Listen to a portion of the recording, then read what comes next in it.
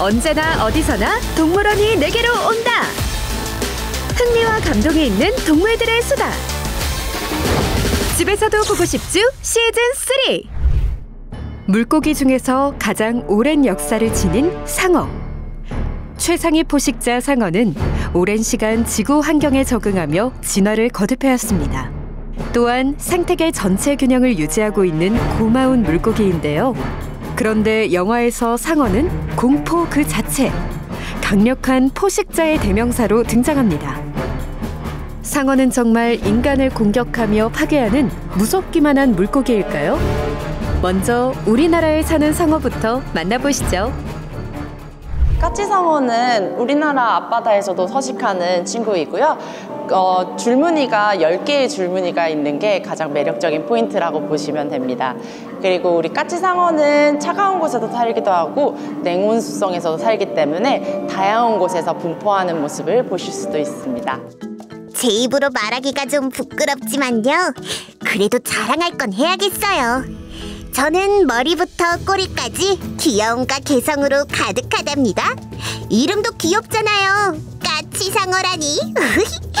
게다가 얼마나 멋쟁이인데요. 멋진 줄무늬와 검은 점은 우리를 패션 스타로 만들어주죠. 우리는요, 진흙이나 모래가 있는 바닥을 좋아한답니다. 그리고 성격은요, 아주 순해요. 싸움이 뭔지도 모른다니까요. 동물이 돌아다니고 있습니다. 상어 친구 중에서는 좀 온순한 편이라고 보실 수가 있습니다. 막 사람을 그렇게 공격하거나 다른 친구들을 공격하지는 않아서 온순한 편이라고 보시면 됩니다. 까치상어 친구는 먹이를 되게 다양하게 먹습니다.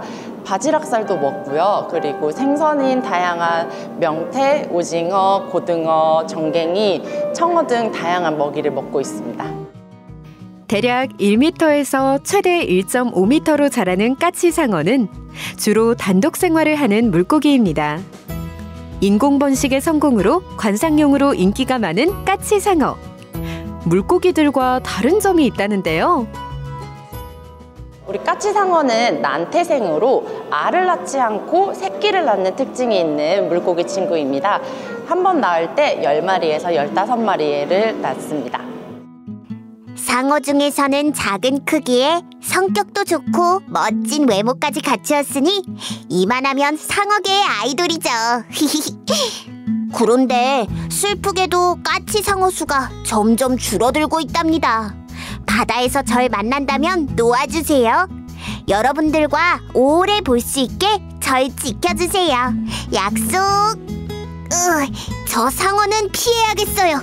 안녕히 계세요. 조용하지만 강한 기운이 맴도는데요.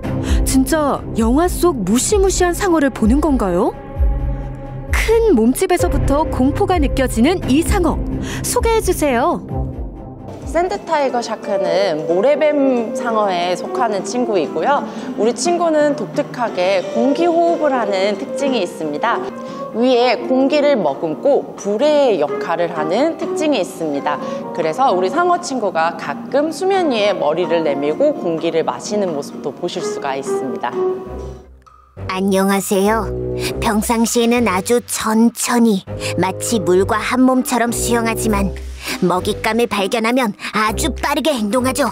슈슉슉, 이건 입에서 나는 소리가 아닙니다. 물살을 가르는 소리죠. 우리 샌드타이거 상어는 이름처럼 모랫바닥에서 생활합니다. 다 자라면 4m가 넘기도 하죠. 덩치가 커서 무섭게 보일까 걱정입니다. 우리 샌드타이거 샤크는 생김새가 되게 무섭게 생겨서 사람을 공격한다고 생각을 하시는데요. 생각보다 우리 샌드타이거 샤크는 먼저 공격을 하지 않는 특징이 있습니다. 그래서 상어들보다는, 다른 상어들보다는 조금 온순한 편이라고 보시면 좋습니다. 샌드타이거 샤크는 상어 중에서 유일하게 공기를 삼키기 위해 수면 위까지 올라옵니다. 그 때문일까요? 사람을 공격하는 공포의 상어라는 오해를 받기도 하는데요. 사실 상어를 공격하는 식인 상어는 뱀상어입니다. 순한 샌드타이거 상어는 어떤 특징이 있는지 궁금한데요. 우리 친구들은 무리 생활을 하기보다는 단독 생활을 하는 것을 좋아하는 친구고요. 짝짓기 시즌이 되면은 모여서 생활을 하는 특징이 있습니다. 야생에서는 육식성으로 다양한 물고기들을 잡아먹고 있습니다. 저희 아쿠아리움에서는 명태, 고등어, 청어, 열빙어 등 다양한 생선살을 급이하고 있습니다. 샌드타이거 샤크는 연골어류다 보니까 잇몸이 그렇게 단단하지 않습니다. 그래서 이빨을 꽉 잡아주는 힘이 부족하다 보니 이빨이 빠지고 그 자리에 새로운 이빨이 계속해서 자라는 특징이 있습니다. 그래서 여기 바닥에 보시면은 샌드타이거 이빨을 찾아보실 수도 있습니다. 평생을 거쳐 수만 개의 이빨이 빠지면 새로운 악어를 반복하니 정말 굉장하죠? 길고 날카로운 이빨이 촘촘하게 있어서 먹잇감을 물면 놓치지는 않습니다. 하지만 성격은 조용하고 온순하거든요.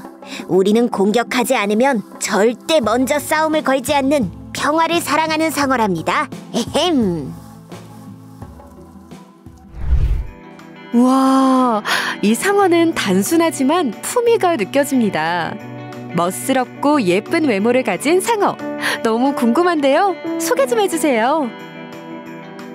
블랙팁 리프 샤크의 특징은 지느러미 끝부분에 보시면 검은색의 매력적인 포인트가 있는 게 특징입니다. 그리고 블랙팁 리프 샤크는 스스로 호흡을 할 수 없기 때문에 평생을 유영을 하면서 생활을 해야 되는 특징이 있습니다. 우리 블랙팁 샤크들은 무리를 지어서 생활을 하는데요. 그래서 사냥을 할 때 무리를 지어서 한 번에 사냥을 하는 특징이 있습니다. 상어들의 외모가 거의 비슷하지만 우리처럼 멋진 상어도 있답니다. 지느러미 끝이 검은색이면 블랙팁 리프 샤크거든요. 어때요? 구별하기 참 쉽죠? 그럼 문제를 내볼게요. 지느러미 끝이 하얀색이면 이름이 어떻게 될까요? 화이트팁 리프 샤크는 블랙팁과 비슷하게 생겼지만 습성은 전혀 다른 친구들입니다. 보시면은 이렇게 바닥에서 자고 있는 모습을 보실 수가 있는데요. 이렇게 바닥에 있어도 자가 호흡을 할 수 있는 친구들이다 보니 이렇게 바닥에서 쉬는 모습을 보실 수도 있습니다.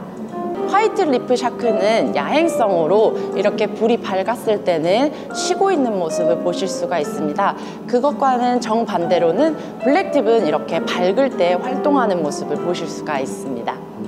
옹기종기 모여서 자는 모습을 보니 무섭기보다는 볼수록 귀여운데요.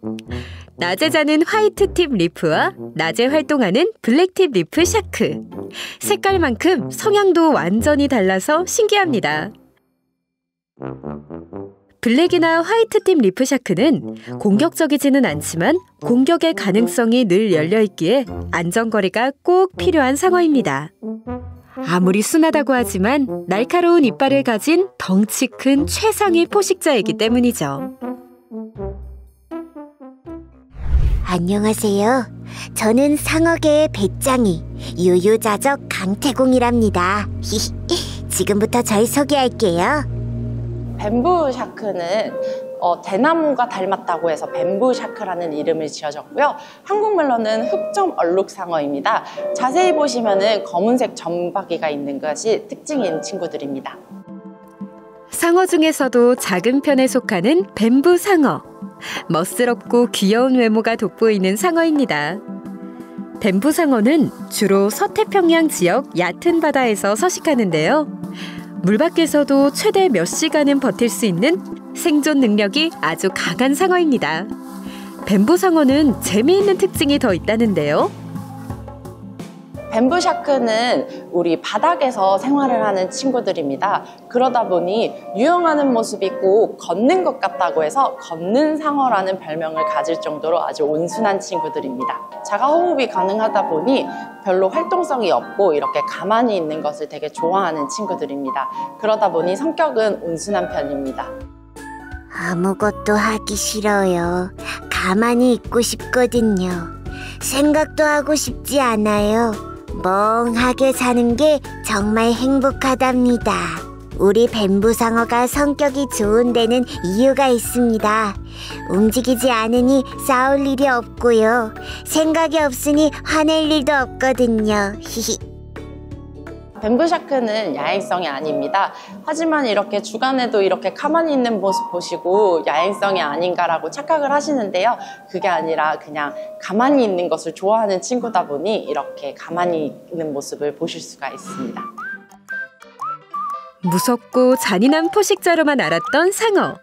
바닥을 걷는 듯한 신기한 상어가 순하고 귀엽기까지 하면 너무 반칙 아닌가요? 볼수록 매력적인 물고기 상어입니다. 그런데 보통 상어들은 뱀부상어처럼 가만히 있으면 위험하다고 하는데요. 왜 그런지 궁금합니다. 상어 친구들은 자가호흡을 할 수 없는 친구들이 있습니다. 그러다 보니 유영을 하면서 호흡을 해야 되다 보니 입을 벌리고 유영하는 모습을 보실 수가 있고요. 그리고 바닥에 있거나 가만히 있는 친구들을 자세히 보시면 호흡할 때만 입을 벌리는 모습을 보실 수가 있습니다. 아무리 순해도 상어는 상어.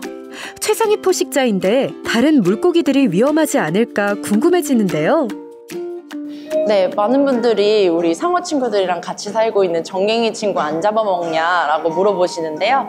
아쿠아리스트들이 우리 상어 친구들을 배부르게 매일매일 급이하고 있어서 같이 생활을 하는 모습을 보실 수가 있습니다. 사육사가 동물에게 먹이를 주고 있습니다. 동물이 먹이를 먹고 있습니다.